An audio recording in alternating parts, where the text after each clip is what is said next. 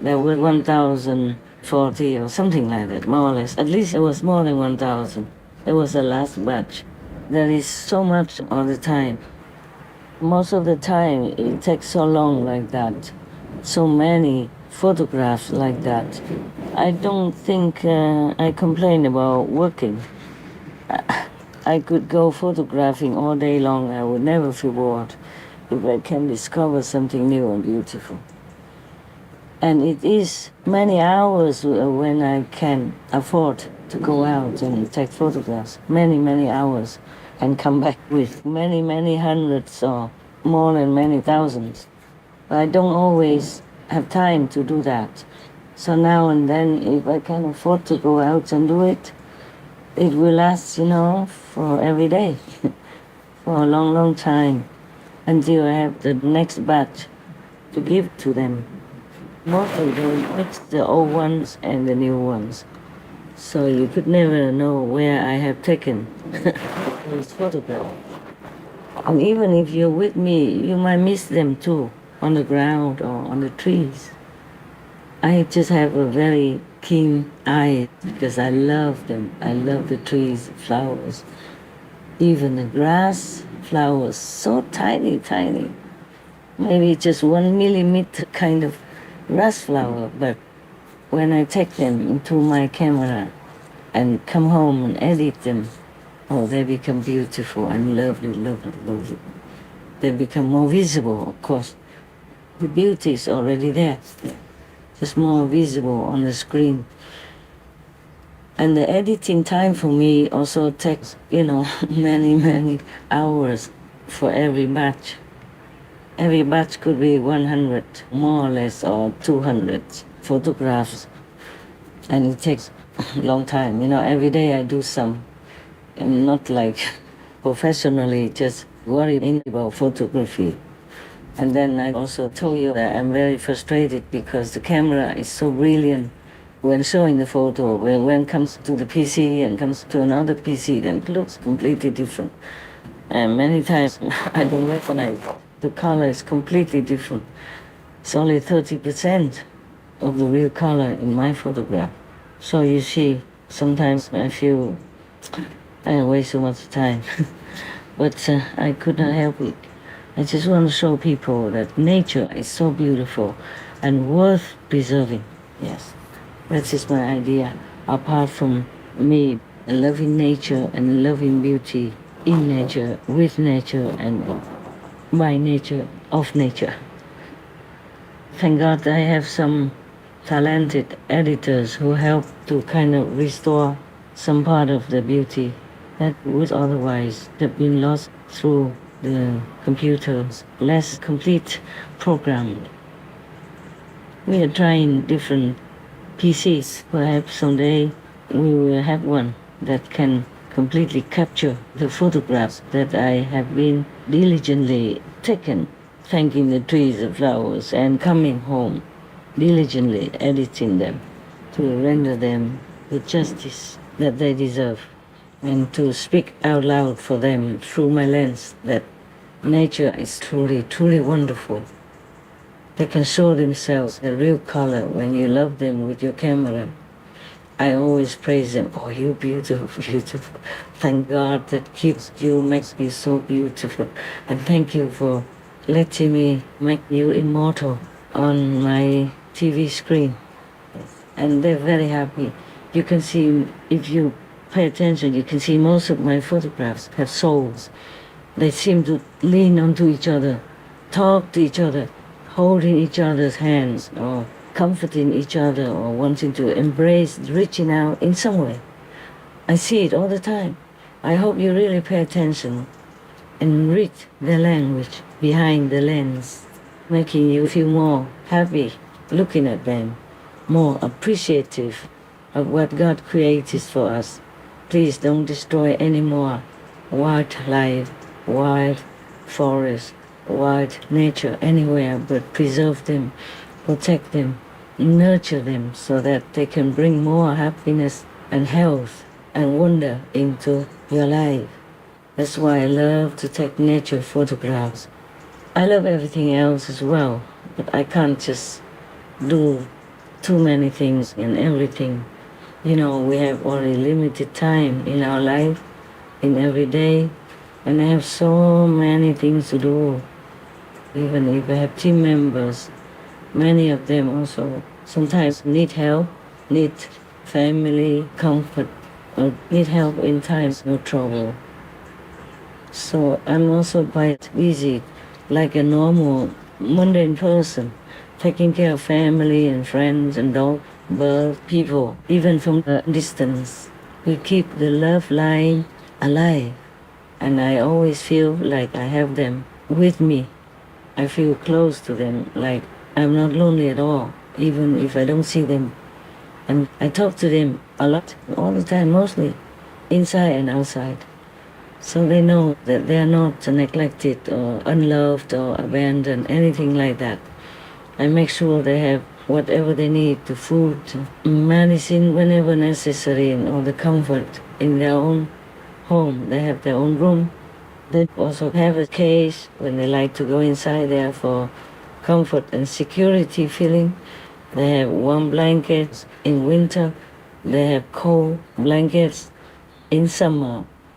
And also they have enough coolness, depending on where they live, with the modern technology, like with aircon, with fans, so they can feel breezy like in nature. And they can walk with their assistants. They can rest on the grass or walk around the trees, among the trees, within the tall grass, and they like it very much. If you can afford to take your dog person, sometimes out of the apartment, into the park or into the forest, please do, yes. But make sure that you are safe together, yeah?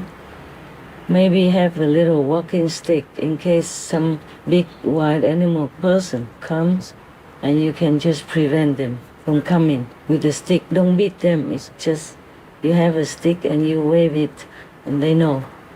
They will probably be afraid or at least back off and leave you and your dog people alone.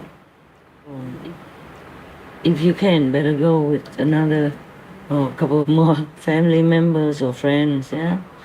Go where you know it's safe, okay? Right. And remember, your animal people, mostly they're from nature, from the wild. So do not try to provoke them till they cannot bear anymore. Be gentle, be firm, be loving, be kind, and be considerate of their feelings and of their, mental or bodily nature. Yeah, they're not completely human the way you think they should be, but they love you till the end of the world. No one would love you more than your dog, your cat, your bird, your duck, your turkey, your goose people, your wild swan people that you became acquainted with. They will come running to you when you come home. Any of them. And the cow people even. There was one person who said that for 8 years he didn't see the cow person that he used to come to visit at that center. 8 years later, he didn't think he would remember him. No, when he came, the cow person came running and kind of rammed his head into that visitor. For 8 years, they didn't see each other. He went running and rammed his head into his chest because he recognized him and was so happy to see him. Many animal people are like that. If you're close to them and love them, they will never forget you. And even if your kids love dog people, but the dog people sometimes could be very unpredictable. If they see something or they hear something that's dangerous to the kid or to you, they would, kind of escape from the leash, from your hand and run to that area. So it could be too sudden that you might not have enough time to react and you might fall down and hurt yourself. Likewise, you must always take care that your kids are with you and just let them take the leash of the dog person for a short time with you always. Never leave your kid alone with the dog person, even though the dog person looks very gentle, domesticated, and very reliable. But you never know what the dog person has to do. You never know what's coming to you. The dog person sees it, knows it, hears it before you even realize it. And he might jump too fast for your protection. Some even invisible beings like ghosts and all that, the dog people can see, you cannot. And if these ghosts want to go by near you and harm you in some way, the dog person will bark frantically and take himself, run away from your leash, from your hand. You might not see anything, but he sees everything. The dog person sees everything, so please don't punish him, don't scold him. Why he just runs away from you and barks so loud at nothing like that. If you have time and you love dog people, you should study a little bit more about how to train the dog person, how to feed the dog person. There are many foods that are poison for them. For example, let your kids know, okay? Let your children know so they don't poison them by chance. Going back to King Sai commented that people, the humans, must practice the Kuan Yin meditation in order to have lasting peace. It means, of course, at least beyond here. But after I heard that, after I heard his second explanation, I did not feel happy. First I thought, we can do Kuan Yin meditation and dedicate some hours for the world, but King Sai said that's not enough for everyone. It could help, to pacify the world somehow, but it's not for every individual who doesn't do it. It could be helpful for their relatives, their friends, their intimate connections with the Kuan Yin practitioner, but not for the whole world, because how many people practice the Kuan Yin meditation anyway? That's what made me feel sad. I just thought that to myself, and then I told him that I even just advised him to have a vegan diet so that they can have no karma of killing, so they won't get killed so painfully in any way. Just that, and they couldn't do it. If the whole world becomes vegan, then we have peace already. At least in this lifetime, in this world. And if they all follow and do the Kuan Yin method, oh my God, then we will have heaven right away. Because all my so-called disciples, God's disciples, have known this. And they're thanking me to no end for changing their lives into a heavenly way of life. But how am I going to convince the whole world that has been so sick already, mentally, physically, emotionally, psychologically, spiritually, been so poisoned so deeply since long time, since times immemorial already. So I was so sad. I was thinking, all right, we probably can never have long-lasting peace. Maybe peace someday here and then no peace the other day there. We have witnessed it ever since, at least in this lifetime, or we can read the history or we can see it in documentary films, that humans have never really learned to have peace with each other. There's always war for any reason or for no reason at all. So I was thinking my poor disciples meditate so much, all their time spent on it.